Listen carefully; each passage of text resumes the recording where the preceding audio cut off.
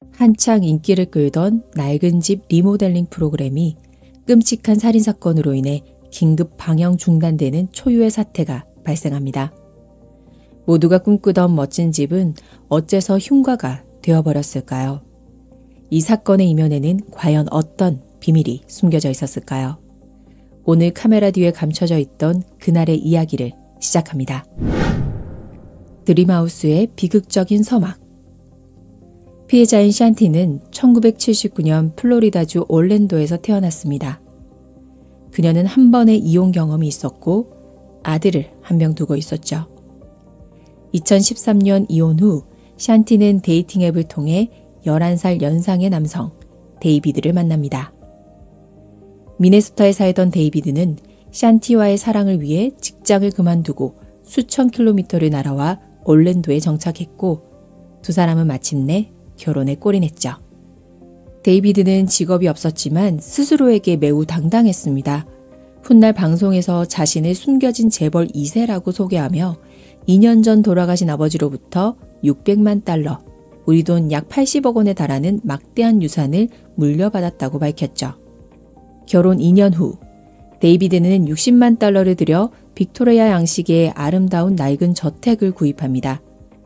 방 4개, 욕실 5개를 갖춘 근사한 집이었지만 내부 인테리어는 꽤 낡아 있었죠. 부부는 집을 수리하기로 결정합니다.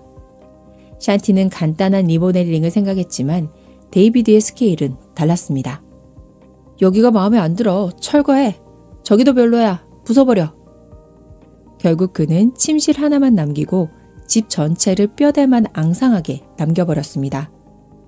여러 인테리어 업체와 미팅을 가졌지만 어떤 제안도 그의 마음에 들지 않았죠. 그러다 기가 막힌 아이디어를 떠올립니다. 바로 흉가 리모델링 전문 방송사에 직접 연락을 한 것입니다.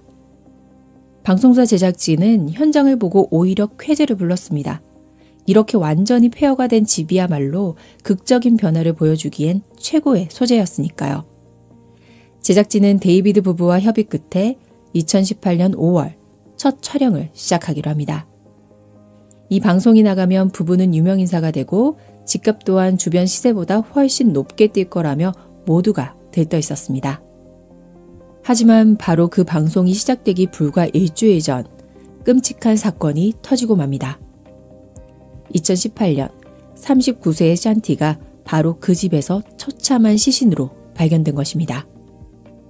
신고를 받고 출동한 경찰과 구급대원은 현장에 도착했습니다. 2층으로 올라가는 계단 한가운데에 놓인 의자를 이상하게 여겼지만 일단 급히 침실로 향했죠. 침실 안, 데이비드는 침대 옆에 무릎을 꿇고 오열하고 있었고 아내 샨티는 바닥 카펫 위에 반드시 누워 있었습니다. 그녀의 상태는 처참했습니다. 왼쪽 눈은 시커멓게 멍들어 있었고 얼굴엔 선명한 타박상, 코와 귀에선 피가 흐르고 있었습니다. 무릎에도 긁힌 상처가 가득했죠. 이미 호흡은 멎었고 몸은 차갑게 굳어 있었습니다. 경찰은 샨티가 사망한 지 최소 몇 시간은 지난 것으로 추정했습니다.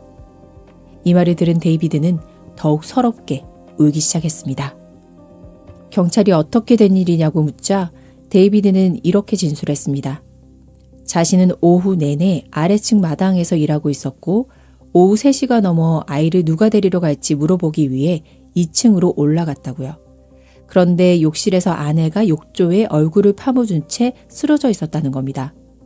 그는 아내가 평소 몸이 좋지 않았는데 목욕을 하다가 미끄러지거나 의식을 잃어 익사한 것 같다고 주장했습니다.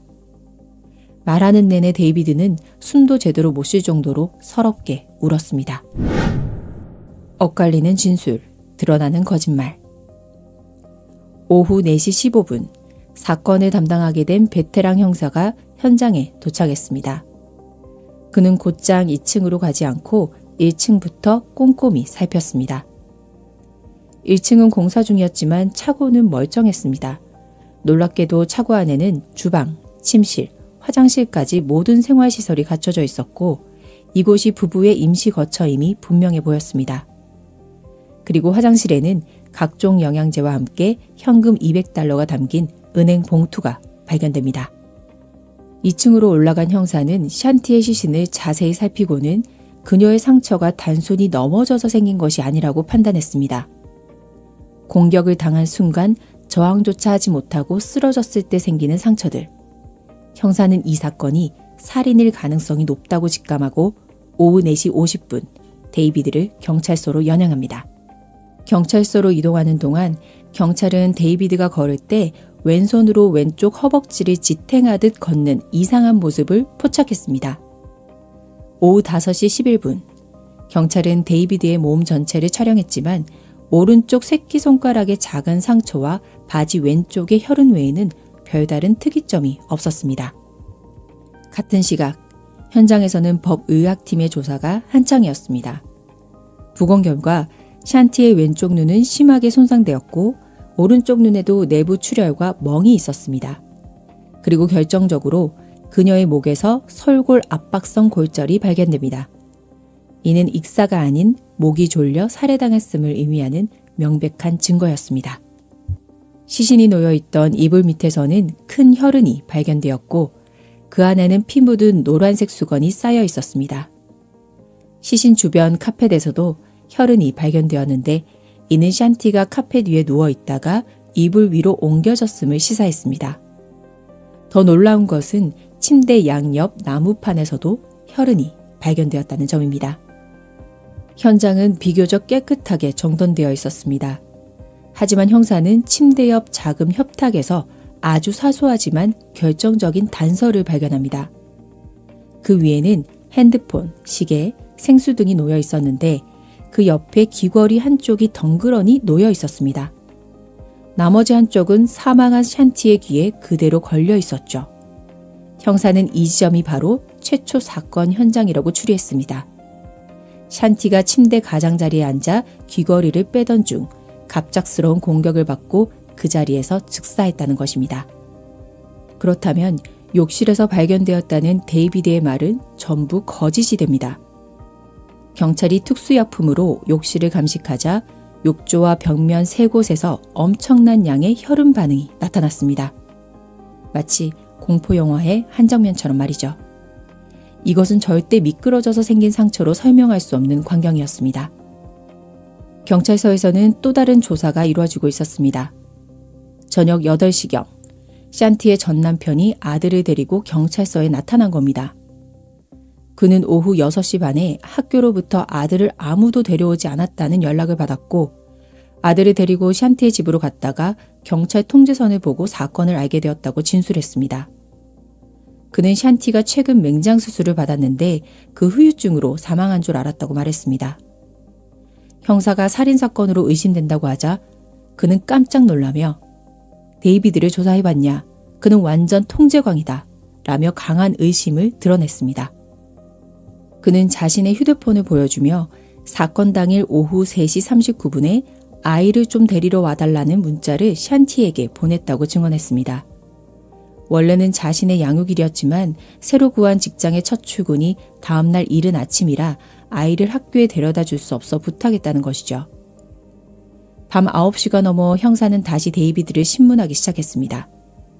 데이비드는 울음을 터뜨리며 자신은 미네소타 출신이고 샨티를 위해 어머니까지 모시고 올랜도로 와서 집 2채를 현금으로 구입했다고 말했습니다. 집 명의를 묻자 그는 잠시 머뭇거리더니 결혼 전에 산 집이라 자신과 어머니의 이름으로만 되어 있다고 실토했습니다. 샨티가 여러 번 자기 이름으로 넣어달라고 했지만 리모델링이 너무 바빠 미처 처리하지 못했다고 변명했습니다. 그는 사건 당일의 행적을 상세히 설명했습니다. 아침 7시 반에 샨티와 수영장 옆에서 잠시 대화를 나눈 후 그녀는 일하러 올라갔고 9시 15분쯤 몸이 안 좋다며 다시 내려왔다고 했습니다. 이후 자신은 2차례 개를 산책시키고 수영장을 청소했으며 오후 3시 15분에 아이를 누가 데리러 갈지 물으러 올라갔다가 욕조에 쓰러진 아내를 발견했다고 주장했습니다. 그는 아내를 욕조에서 꺼내 바닥으로 끌고 나와 응급처치를 시도했지만 소용이 없었고 오후 3시 50분에 911에 신고했다고 말했습니다. 형사가 아내를 어떻게 끌어내는지 묻자 그는 처음엔 위를 보게 했다가 잘 안 돼서 아래를 보게 한 채로 끌었다며 어설프게 설명했습니다. 또한 아내가 물이 채워지기 전에 욕조에 들어갔다가 미끄러져 수도꼭지에 머리를 부딪혔고 그 충격으로 멍이 들고 익사한 것 같다는 추측을 내놓았습니다. 형사가 15,000달러짜리 결혼 반지가 없어진 것을 지적하자 데이비드는 자신도 모르는 일이라며 어쩌면 자기가 개를 산책시키는 동안 도둑이 들어 아내를 살해하고 반지와 현금을 훔쳐갔을지도 모른다고 말을 바꿨습니다. 하지만 형사는 집안에 강도 침입 흔적이 전혀 없고 다른 귀중품들이 그대로 남아있다는 점을 들어 그의 주장을 일축했습니다. 신문이 길어지던 중 현장의 법의학팀으로부터 결정적인 보고가 들어옵니다. 욕실에서 발견된 엄청난 양의 혈흔, 이것은 단순 사고가 아님을 증명하는 스모킹건이었습니다.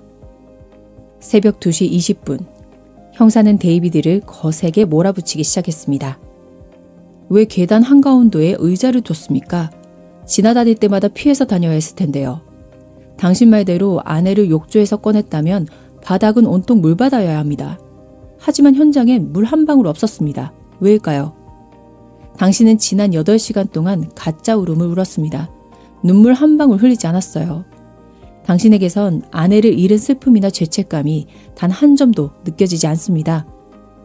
하지만 데이비드는 끝까지 자신의 결백을 주장했고 결국 14시간 만에 증거 불충분으로 풀려납니다. 탐욕과 배신, 그 끝의 심판. 풀려난 데이비드를 상대로 경찰의 진짜 수사가 시작되었습니다. 이웃들은 그가 거만하고 불쾌한 사람이며 말투나 행동이 동성애자처럼 보였다고 진술했습니다.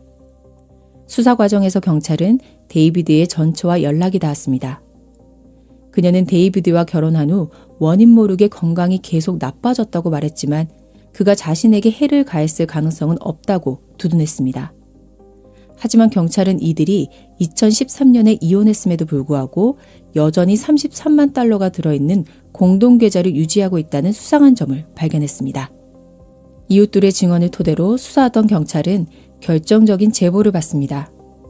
올랜도의 한 유명 게이 클럽 직원이 데이비드가 자신들 클럽의 회원이며 일주일에 한두 번씩 방문해 다른 남성들과 밀폐된 공간으로 들어가곤 했다고 증언한 것입니다. 경찰은 그와 만났던 남성 톰을 찾아내 사실관계를 확인했습니다. 데이비드는 양성애자였고 이 사실을 가족에게 철저히 숨겨왔던 것입니다. 더욱 충격적인 것은 그의 재정 상태였습니다. 아버지가 물려줬다는 600만 달러의 유산은 새빨간 거짓말이었습니다. 그의 개인 계좌 잔고는 고작 1만 달러 남짓이었죠.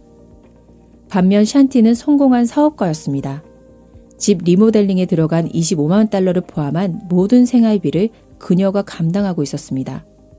정작 그 집의 명의는 데이비드와 그의 어머니 앞으로만 되어 있었는데도 말이죠. 경찰은 결정적인 살해 동기를 찾아냅니다.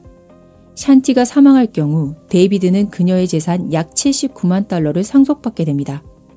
거기에 더해 샨티가 아들 앞으로 들어두었던 35만 달러짜리 생명보험의 수익자가 어느새 데이비드로 변경되어 있었습니다.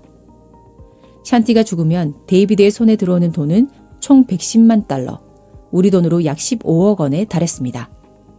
경찰은 샨티가 남편의 성정체성, 재산에 대한 거짓말, 그리고 자신을 배신한 보험 계약 변경 사실까지 모두 알아차리자 그를 추궁하는 과정에서 살해당했을 가능성이 가장 높다고 판단했습니다.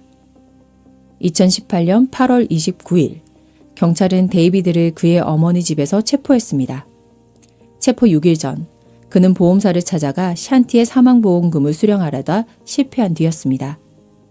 그리고 그의 어머니 집 여행 가방 안에서는 그가 도둑 맞았다던 15,000달러짜리 샨티의 다이아몬드 반지가 발견되었습니다. 체포 후 데이비드는 사립탐정을 고용해 자신의 무죄를 입증할 증거를 찾아달라고 의뢰합니다. 하지만 11개월 뒤 그 사립탐정은 경찰에 자수하며 데이비드가 숨기라고 지시했던 피 묻은 침대 시트와 전깃줄을 증거로 제출했습니다. 그는 경찰이 길 건너편에 설치한 감시 카메라에 자신의 증거 인멸 장면이 찍혔을 것을 두려워하며 자백한 것으로 보입니다.